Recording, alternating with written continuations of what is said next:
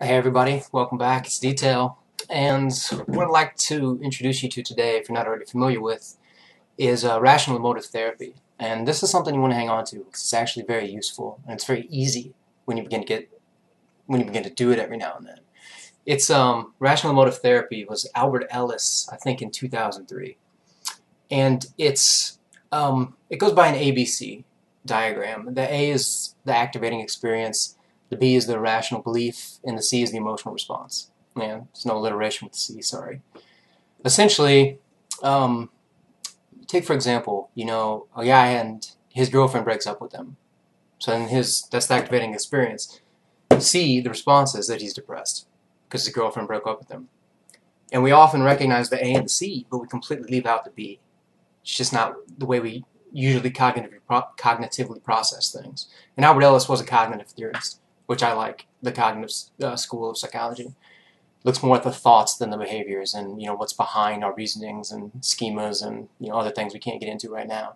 But anyway, so the girlfriend breaks up with him and he's depressed. He couldn't possibly be depressed unless he had the belief that people he found significant in his life or people that he loved should at all times love him and treat him with respect and kindness. And that seems to make sense topically, but it's irrational because it won't happen. And you're setting yourself up for pain. Anytime you have a belief that is not usually going to be met, or maybe it will usually be met, but it won't all the time, and therefore it's irrational. It's rational to believe that. And it gets more tricky when the belief becomes, because I strongly desire people who I find significant to treat me fairly and considerately, and because I'm almost always considerate to others and fair to others, they absolutely must treat me well. It seems fair, but it's still irrational because it won't happen all the time. People would set fire to Buddhist monks. I mean, things happen in life. And if you have irrational beliefs, Ellis would argue that our reliance upon irrational beliefs and a faulty reasoning system is the reason we become depressed, anxious, and upset. And I think that's true. At any time, great question to ask yourself, and I teach this to everyone, is, what would I have to believe in order to be feeling this way? I did poor on an exam. It's a catastrophe. What would I have to believe to get from A to C? What would the belief have to be? That because I want to do well and be respected by other people, that I must always do well at everything that I do? Of course not. I forgot to take my son to the soccer game. I'm a loser. What's the belief? That you can never make a mistake? That you have to always be right 100% of the time? Or is it that you have to always be right most of the time? And then examine that even further. Are you not usually doing the right thing most of the time anyway? Are you focusing upon the wrong things?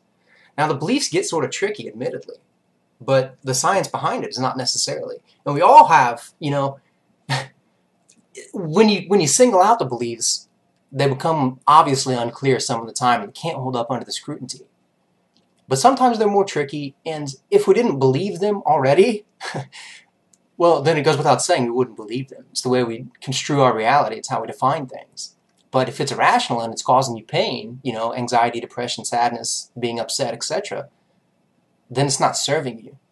And anytime that you're feeling pain, anytime you're in pain, I can tell you without fail that you're believing a lie. You're believing something that is not true. Or else you wouldn't be in pain. So, what to take away from this? You don't need to remember the rational emotive therapy, the ABC. That's not important.